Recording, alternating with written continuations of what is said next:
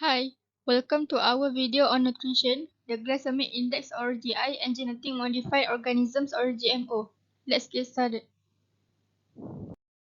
In our video, we will talk about the nutrition, food class, vitamins, daily food intake, GMO and GI, and smart eating tips. Before we go further, I would like to introduce you what is nutrition. Nutrition is more than just food on our plate. It is the process our body uses to take in food and turn it into energy, growth, and overall health. All the food we eat falls into different categories or what we call the classes of food. There are seven main classes: carbohydrates, proteins, fats, vitamins, minerals, fiber, and water. First up, carbohydrates. These are our body's main source of energy. We can find them in foods like rice, bread, and pasta. Next, we have proteins. Protein helps build muscles, repair tissues, and keep our immune system strong. We will find protein in foods like meat, fish, eggs, beans, and nuts.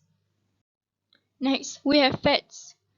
Fats give us energy, protect our organs, and help our body absorb certain vitamins.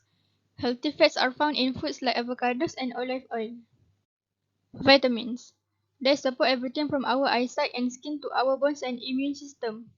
Different fruits and vegetables give us different vitamins. Minerals. Minerals help our body work properly. For example, calcium keeps our bones strong, and iron helps carry oxygen in our blood. Minerals come from foods like leafy greens, dairy, fish, and whole grains. Fiber helps keep our digestive system healthy. We can find fiber in foods like fruits, vegetables, whole grains, beans, and nuts. Last but not least, water. We need water to digest food, regulate temperature, and remove waste. Vitamins. Vitamins are divided into two main groups. Number 1, water-soluble vitamins. They are vitamin B and C. Vitamin B. It can be found in eggs and livers. The function is for red blood cells formation. The lack of this vitamin can lead to anemia and beriberi. Vitamin C. It is used for antioxidant and help and iron absorption. The lack of the vitamin C can cause scurvy and weakness. Number 2, fat-soluble vitamins. The fat-soluble vitamins are the vitamin A, D, E, and K. Vitamin A.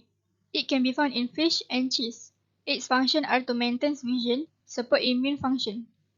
Lack in vitamin A can lead to night blindness and skin problems. Vitamin D. It can be found in fatty fish like salmon and eggs. Helps the body absorb calcium and helps in immune functions. Insufficient in vitamin D can cause ricket, toothache, and skin disease. Vitamin E. Vitamin E is abundant in seeds and vegetables. Acts as an antioxidant and maintaining the function of the reproductive system. Lack in vitamin E can cause infertility and miscarriage. The last vitamin is vitamin K. It can be found in fish and avocado. Essential for blood clotting and wound healing. Insufficient in vitamin K can cause excessive bleeding. Daily food intakes. In our daily life, our country usually consumes grain as the main food. Grain is served in quantity of 6 to 8 servings.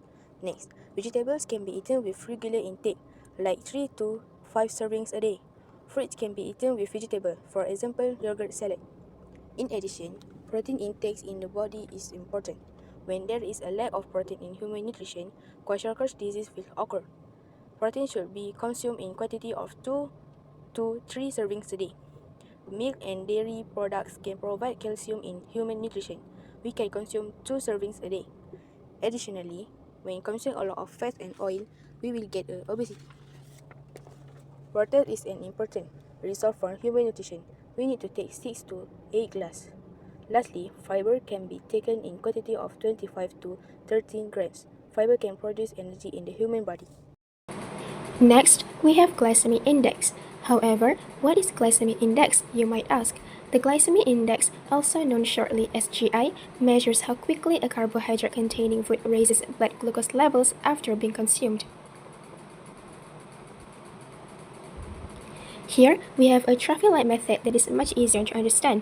The red light represents a high GI above 70. For example, a bread and a fries. A high GI will cause rapid spikes to the blood sugar. The yellow light represents a medium GI. A medium GI is between 56 to 69, and the food, for example, is an ice cream and a sweet potato. A medium GI will have a moderate effect. Lastly, the green light represents a low GI, below 55. For example, a carrot and an apple. Low GI will lead to a slow and steady rise. To conclude, low GI meals is more ideal for sustained energy and better weight control. Next, we have GMO. What is GMO? GMO means genetically modified organisms and organisms whose DNA has been altered using genetic engineering. GMO is a very good organisms and have a lot of purposes and benefits. But why GMO? First of all, it can increase crop yield. GMOs will produce more food per acre. Moreover, it can also resist pests and disease. It will reduce crop losses. Furthermore, GMOs can improve nutrition. GMOs can be enhanced to improve nutritional content. Next, they tolerate herbicides and drought, aiding survival in tough conditions. Lastly, GMOs can grow faster, allowing quick harvests. We have two examples for this matter. The first example is BT corn. BT corn contains a gene from bacteria to repel insects. The other example is a golden rice. While BT corn contains a gene, golden rice is modified to produce a vitamin A precursors to fight deficiency. How do we smart? Okay, don't worry. I will tell you 8 tips for eating smart to everyone. The first is to plan your meals and snack with the lower quantities. The second is to practice a balanced diet so as not to affect your appetite or health. The third is to divide the food on your plate into quarters and halves. The fourth is to eat slowly to digest food smoothly. The fifth is to do regular physical activity, like do the jogging or bicycle. The sixth is to choose low GI food, like banana, apple, or meat. The seventh is to read labels, choose verified GMO or less GMO food.